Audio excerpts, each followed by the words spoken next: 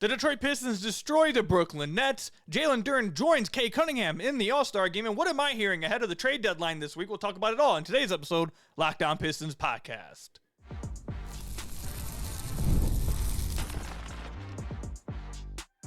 You are Locked On Pistons, your daily Detroit Pistons podcast. Part of the Locked On Podcast Network, your team every day. What's the deal? Welcome back to another episode of the Locked On Pistons podcast. Per usual, I am your host, Kuka Hill. I've been covering the Detroit Pistons for the Locked On Network over the last 4 years, been a credential media member over the last 3 years, and I appreciate all of you guys who make Locked On Pistons your first listen of every single day. We are free and available on all your podcast platforms. If you haven't already, head to the YouTube channel at Locked On Pistons. Hit that subscribe button or leave us a 5-star review on whatever podcast platform you're listening to this on. That's another great way to support the podcast. Later on, we will discuss Jalen Duren being named to his first All-Star team and joining Cade Cunningham in the All-Star game. We'll talk about why I believed he deserved it and the type of season he has had in general. It'll just be kind of a review of his season, kind of talk about where he's come from.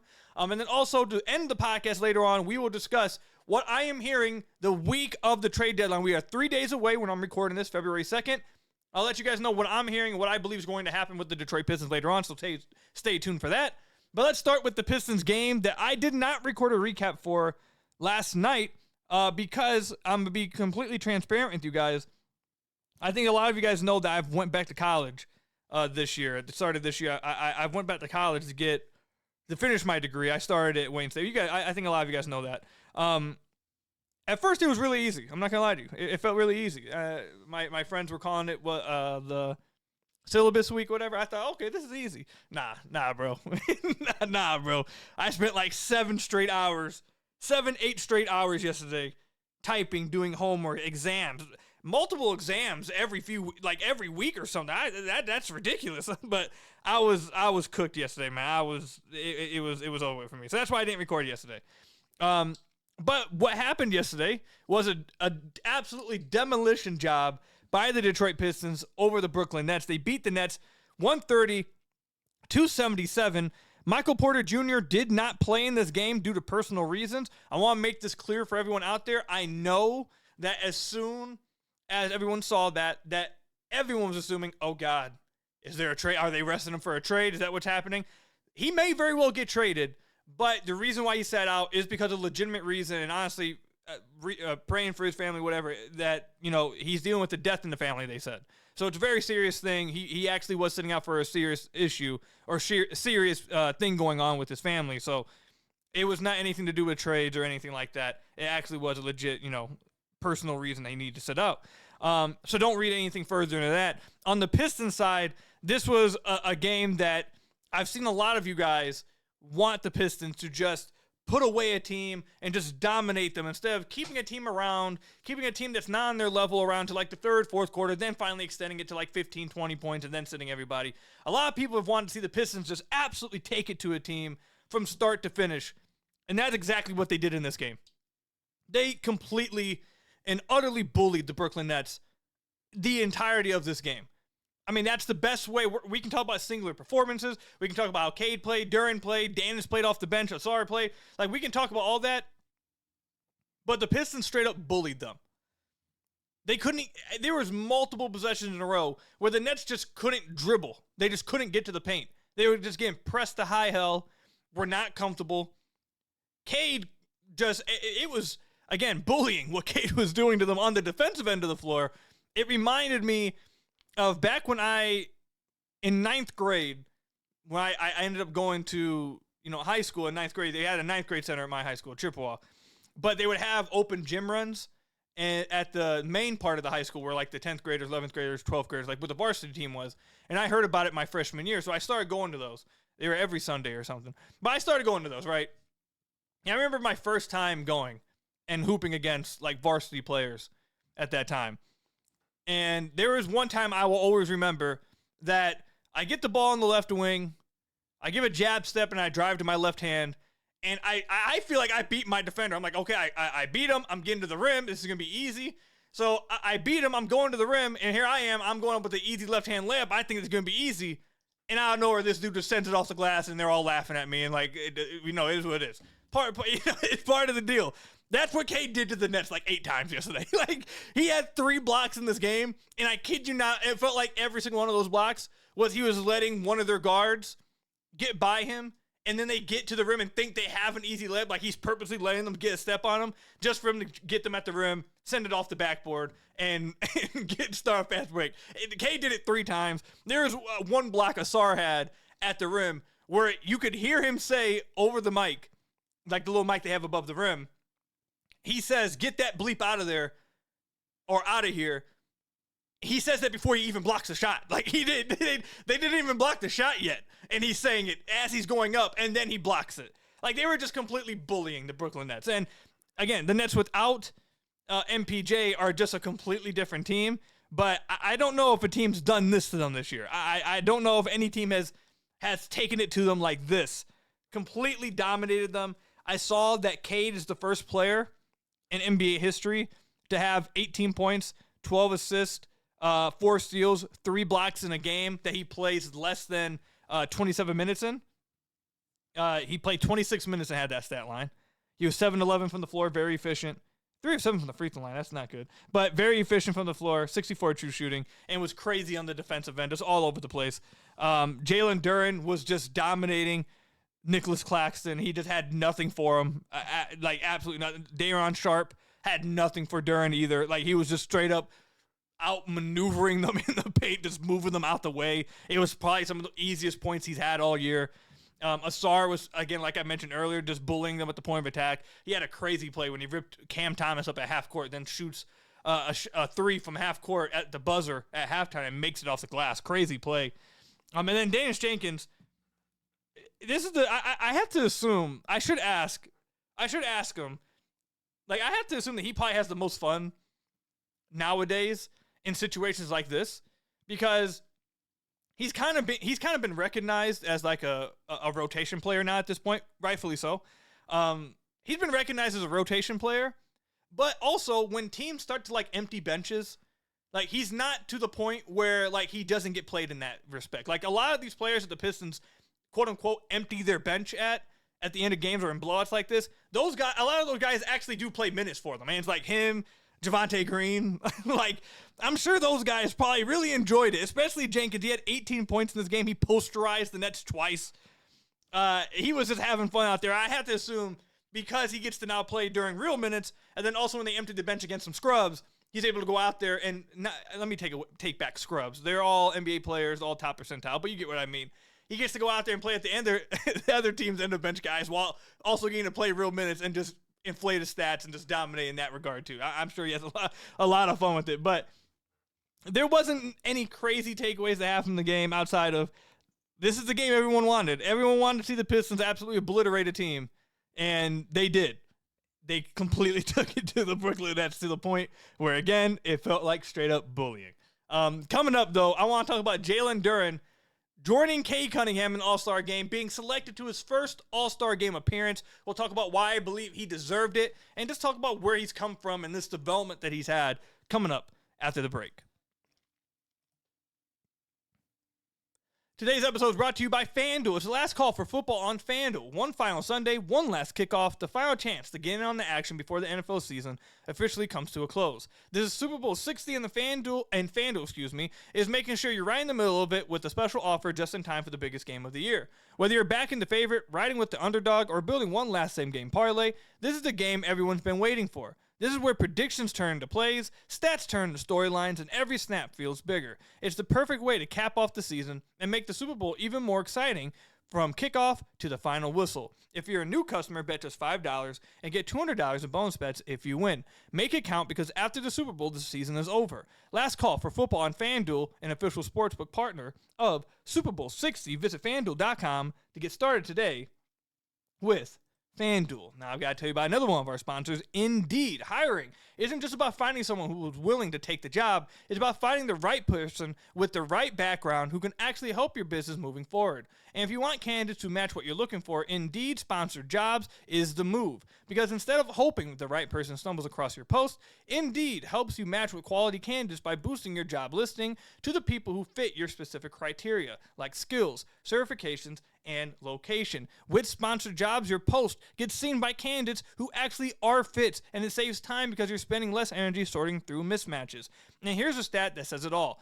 In a minute I've been talking to you, companies like yours made 27 hires on Indeed, according to Indeed data worldwide. If you're hiring, spend less time searching and more time interviewing candidates who check all your boxes with Indeed sponsored jobs. Listeners of this show will get $75 sponsored job credit to help get your job the premium status it deserves at Indeed.com/podcast. That's Indeed.com/podcast. Terms and conditions apply. Hiring, do it the right way with Indeed. So I want to thank you guys again for making Locked On Pistons your first listen of every single day. We are free and available on all your podcast platforms. If you haven't already, head to the YouTube channel at Locked On Pistons. Hit that subscribe button or leave us a 5-star review on whatever podcast platform you're listening to this on. That's another great way to support the podcast. The NBA trade deadline is basically here. We want to give you a free month of our new Everyday Club to help get you ready. If you need a group chat to help keep you up with the chaos, join ours. The Everydayer Club gets you access to a group chat on Discord just for Locked On Pistons fans, plus national chats where you can hang out with fans from across the league. You also get ad-free versions of the show. No ads, just a clean listen full way through. And if you sign up by the trade deadline on February 5th, you can use code DEADLINE to get your first month for free and figure out if it's really something you would like and something for you. So tap the link in the show notes below to learn more. Some pretty big news and some pretty cool news also happened during, I believe it was the first quarter, as soon as the game started, really, for the Pistons. And they were able to show it on the Jumbotron at the very beginning of the game and kind of recognize it the first quarter and give Jalen Duren a moment. Jalen Duren is officially part of the All-Star team. He's joining Cade Cunningham at All-Star Weekend. He was officially announced as an All-Star reserve on Sunday. The Pistons have 2 All-Stars for the first time since they had Chauncey, Rip, and Rasheed, I believe it was, back in 2007, 2008, since the going to work team. It's been a very long time since the Pistons had 2 All-Stars. Obviously, they've had All-Stars like AI in 2009. They had Andre 2 years. They had Blake for a year. But they haven't had 2 All-Stars on the same team in a very long time. And now they do with Cade Cunningham and Jalen Duren. I don't know. There was talk about whether he deserves it or not, whether he was a lock. I felt like he was a lock to make this team. I would have been incredibly shocked if he did not make the All-Star team. And I'll let you guys know this too. A funny thing happened. So I'm in my group chat with my friends. I'm over here doing homework, like I was saying earlier. So I didn't see when it got announced. And in the group chat, my friends were like, "Oh, Jalen Duren just got snubbed. He just got snubbed." And I saw my phone. I'm like, "Bro, there is no way he just got snubbed." So now I'm scrambling, and before I could even get to where it was, I was furious. I was about to pause all the homework, and I even watched the Pistons game and just start recording like, dude, there's no way he didn't just make this All-Star team. But they ended up saying that Shams like messed up a tweet or something, had to edit it or delete it or something and put him on there. So it was a brief scare for me for a minute. But Jalen Duren, I think, very clearly deserves to be a part of the All-Star team. He is one of the best bigs in the Eastern Conference. You could argue. I'm not going to sit here and try to argue is he the best or not, because let's just be happy that he is a part of the All-Star team. But he very much is one of the best bigs in the East. Just overall one of the best bigs in the league this year. He has been fantastic for them. And for the starting team in the Eastern Conference, he's averaging 18 points a game, nearly 11 rebounds a game, around 2 assists a game on incredible efficiency. 67% true shooting on 18 points a game. And a lot of it, yes, he does get assisted on. He does get assisted on a lot of his buckets because him and Cade are an incredible pick-and-roll duo. But he's also doing stuff himself. He's also creating buckets for himself at a very high efficiency mark.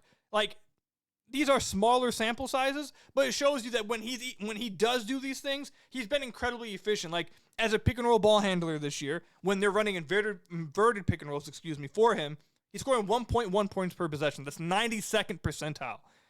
When he's used in the isolation, he's in the 86th percentile. He's scoring 1.07 points per possession. So we already know that he's been great as a pick-and-roll guy. Like, he's in the 88th percentile as a pick-and-roll guy. In transition, running the floor, he's in the 78th percentile. On cuts, he's in the 57th percentile. Like, we know that he's good in these areas where he plays with Cade, he plays off of Cade, he plays off the ball handlers, he's a great lob threat, he has great hands, he's a great finisher. Like, we know he's a great play finisher right now. But he's also developed himself into being what most often, to be honest, the Pistons' secondary shot creator, their secondary scorer in the half court. He's scoring on post-ups more.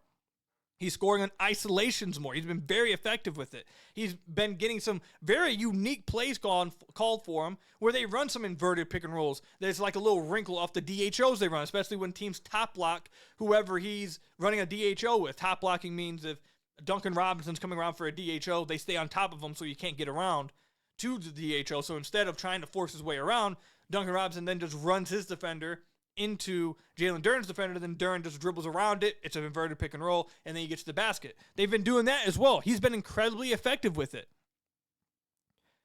And on points per possession on all of his drives, he is scoring 1.19 points per possession. That is incredible efficiency.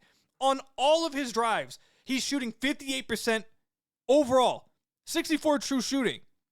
He's drawing a free throw 24% of the time every time he puts the ball on the floor. Now, his free throw percentage has slowly fallen as the season's went on. That's been a little bit disappointing because he was at earlier in the year like 85%. So it felt like every single time he drove, it was like either he's scoring on a layup or a dunk or he's getting an automatic 2 points to the line. It's not been that automatic, but it's still 72% is respectable. It's not bad.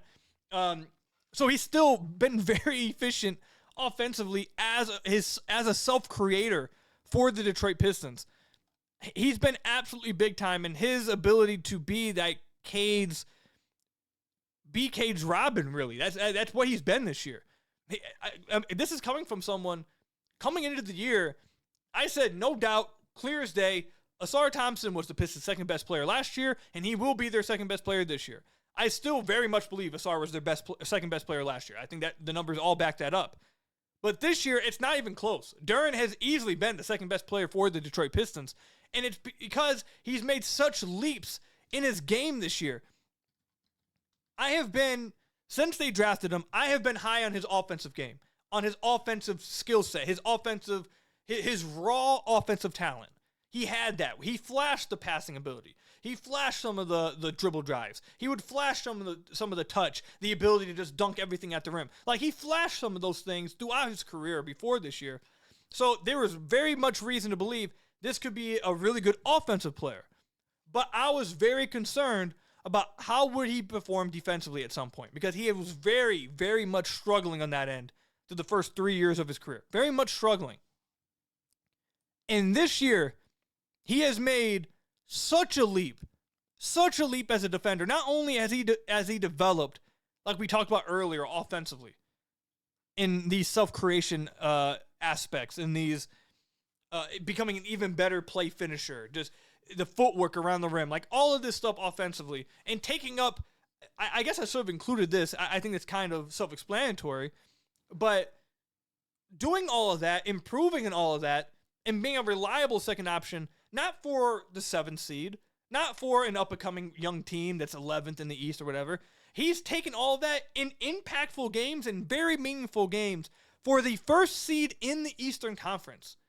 By a wide margin, he's doing this for. That's what makes it all more impressive, that he's taken these jumps, he's improved to a point where it's not just simply, young player gets better, like to see it, but it's one of those, yeah, he's a young guy, he's getting better, he's not actually, that great, he's not actually that great at it, but for a young player, he actually has made big improvements. No, he has actually made great improvements, not just for a young player, for an NBA player, just overall NBA player, and it's highly impactful for the best team in the East. It's incredible. And if you look at last year, if these numbers would come up for me, let me see if they can hurry up. They just disappeared for me. Okay, here we go. Last year, the defense was much better with him off the floor. Last year, when he was off the floor, the defensive rating was 111. I'm getting these numbers from Data Baller. 111.4 defensive rating. When he was on the floor, it was 117. So the defense was 6 points better when he was off the floor. It was a concern. It was something he had to improve upon. The defense was just, it needed to improve upon itself. Walking into this year, according to Data Baller, the difference between Jalen Duren on the floor versus off the floor is 0.5 points. 0.5 points. Doesn't matter. It's 0.5 points better with them on the floor, 0.5 points better with them off the floor. What that says is two things. One, the Pistons' overall infrastructure defensively has improved. They have more defenders on the floor. So, like last year, we talked about it a lot. Like when Ausar left the floor, the defense was bad. That doesn't happen no more because they have Javonte Green that comes in. They have these other defenders that come in and impact the game. Stu's having a great year. They have Daniss Jenkins, who actually has been a good defender. For all of his warts, and we all talked about it a lot, Caris LeVert actually has been pretty decent defensively for the Pistons this year. Holland's playing more and has been better defensively this year. So that's the first thing it says, is that the team overall is not any longer reliant upon one player, Ausar, or two players, Stu. Like, it's not just solely relying on them. They have the largest impact, of course, but it's no longer just solely relying on them like it was last year. That's the first thing it says. Second thing is, it says that Jalen Duren himself has improved immensely to where the defense, whether he's on the floor or not, is relatively the same. Relatively the same. It's no longer such a stark difference when he leaves the floor. It's like, there's the good defense. And then when he comes on the floor, he's like, man, do they close with them in this game? No, there's never a question about that now. Not a single question about whether you close with Jalen Duren. Jalen Duren will close every single game he plays healthy. It will happen because he's improved on both ends of the floor. And he absolutely deserves all the flowers he's getting this year. He deserves this All-Star game appearance that he's getting this year. And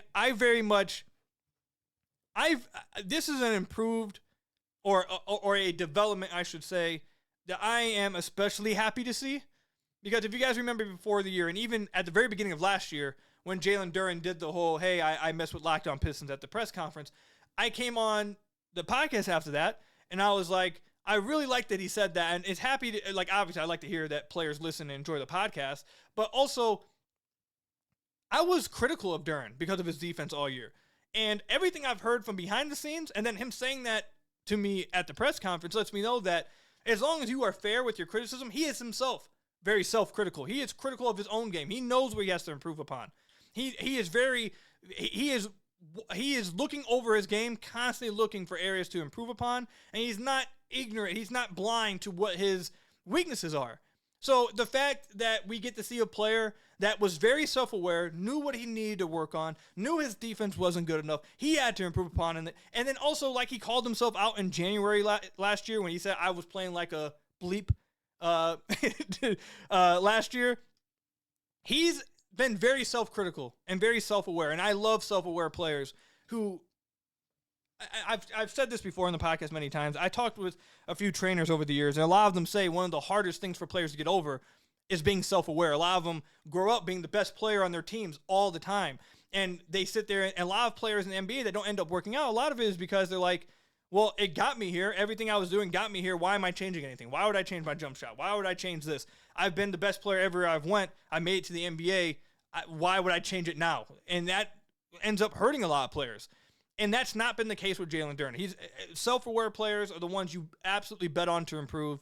And that's been him over the last 3 years of his career, especially this year, made huge jumps on both ends of the floor. He absolutely deserves, and by the way, they're overall, not defense, but just overall, 7.2 points better with him on the floor this year. He's been fantastic. So Jalen Duren, deserved All-Star. Happy to see the Pistons got 2 All-Stars for the first time in a very long time. It's been a great season for the Pistons, and Jalen Duren deserves it all. And I think this probably locks that max contract coming for him in the offseason. Let me know. Comment section down below or over on Twitter at KookHill. How you guys feel about Jalen Duren's season that he's had thus far? And do you think this is deserved? I'm sure that everyone is going to say absolutely yes, but just tell me how you feel about him making the All-Star game and the Pistons having 2 All-Stars. But coming up, I want to talk about what I am hearing ahead of the trade deadline in 3 days. I'll give you guys a little bit of an update of what I'm hearing coming up. Tax season doesn't have to take over your life. This year, TurboTax is making it easier than ever to just hand things off and move on with your day. With TurboTax Full Service, you can have your taxes done for you by a trusted local expert start to finish without the stress or guesswork. Instead of spending hours trying to figure out forms, you can meet with local TurboTax experts in person or connect online. You can upload your documents, go about your day, and get updates right in the TurboTax app. It's a huge time saver, and it gives real peace of mind knowing an expert is handling it for you. And for a limited time, you can have your taxes done by a local TurboTax expert for just $150, all in if a TurboTax expert didn't file for you last year. Just file by February 28th. take taxes off your plate, and get back to your life. Visit TurboTax.com/local to book your apartment today with TurboTax. So I want to thank you guys again for making Locked On Pistons your first listen of every single day. We are free and available on all your podcast platforms. If you haven't already, head to the YouTube channel at Locked On Pistons. Hit that subscribe button or leave us a 5-star review on whatever podcast platform you're listening to this on. That's another great way to support the podcast. I saved this for the end of the podcast for all of you who like to, who end up making it to the end of the podcast. I appreciate all of you guys. Trade deadline's in 3 days. Where I'm recording this at 6 o'clock. I did just get a Shams notification. Let me look at that and make sure nothing happened while I was recording. That's just an update on the Bucks and Giannis, which I guess they're saying that the Bucks are going to want, or not the Bucks, the Timberwolves are trying to get Giannis, and they're looking for third and fourth teams to get involved. I could see the Pistons trying to do that and get involved with it to help facilitate Giannis getting out of the East. I could definitely see that happening. That's just me guessing. That's not anything I've heard. But the trade deadline's in 3 days. And I do have some updates or just some things maybe I've heard over the last week or so going into the final 3 days. I believe last week or a week and a half ago on one of the podcasts, I think it was like maybe 5 or 6 episodes ago, we recorded a mailbag episode and people asked me, do you think people are going to, or do you think the Pistons are going to make a trade? And I said, if I was betting money, I said it certainly could happen. But if you told me, hey, you have to put your bank account on the line, you have to put money on this, will they make a trade? Will they stand pat? I said I would stay safe and put my money on them standing pat. As of February 2nd, I would change my answer. I would put money on them making a move. From what I understand, how do I want to say this? I think there is somewhat of a want, I guess I could say, to clear up the guard room. This is a better way to put it. The team is aware that the guard room needs to probably be cleared up. Daniss Jenkins is on a 2-way deal. He has 2 games left. Now, they certainly and very easily could. I mean, this very likely could happen. Just waive Isaac Jones and give Daniss Jenkins that spot. And then that would be clear. That would give him his roster spot for the rest of the year until restricted free agency. But would that clear up minutes for him? And I've said over and over, I think he's been the best guard off their bench. And I think a lot of people within the organization are coming to agree with that. With that said, if you have him on the floor, Caris LeVert, or on the roster, Caris LeVert has been out due to illness over the last few weeks. I am not saying whether he is or isn't sick. I am just saying I would say that I think it's a good chance that he may get moved at the deadline. I think there's a good chance of that happening, whereas I don't know if I was as confident of that happening a few weeks ago. I think they are taking calls, certainly, on Jaden Ivey, and there is a chance that Jaden Ivey gets moved at the deadline. I think the 2 most likely players, from my understanding, to get moved at the deadline, if I had to guess right now, and things can change. Things change all the time in 3 days. But from what I understand, the most likely players to be moved at this deadline, as of right now, are Caris LeVert and Jaden Ivey. Now, what comes with that, though, is there has to be some interest from opposing teams. And I have heard that there hasn't been the greatest of interest in these players. So that's why I wouldn't say it's like 70-30 the Pistons make a deal. I still would say it's like 60-40. I'm leaning more towards they make a deal at the deadline now. But you're going to need 2 teams to tango. And again, from what I understand, there hasn't been a ton of interest in either one of those players. So I think there is there has been, they have recognized they need to clear up the guard room. They're too heavy at the guard room, and they do want to clear minutes up for Daniss Jenkins, I understand. But whether they actually can do that, again, like I said, will require 2 teams to tango.